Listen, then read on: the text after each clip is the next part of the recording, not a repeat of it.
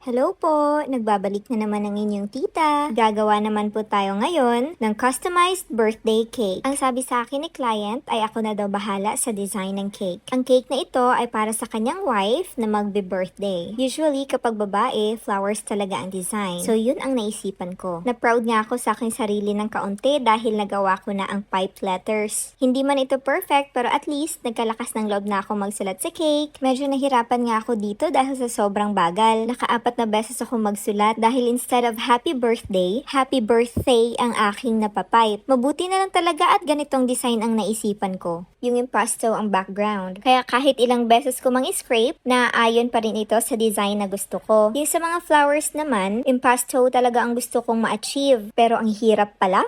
Kaya pinipe ko na lang. Mabuti na lang at satisfied pa rin ako kahit hindi ko na-achieve ang impasto design. At mabuti na lang, ang sabi ni client ay ako na ang bahala. Alam nyo yung impasto, napakadaling tingnan. Pero kapag gagawin mo na, napaka-komplikado pala. Minsan kasi, kahit gaano ka pa ka-creative, kung hindi sumasang-ayon sa'yo ang frosting mo, ay hindi mo pa rin maa-achieve ang design na gusto mo. Sa pagde-design kasi ng cake, ang dami kasing factors para ma-achieve yung specific na design. Kaya sa paggawa ng cake, lalo na sa pagde-design, experience is the best teacher talaga. Kaya, practice lang.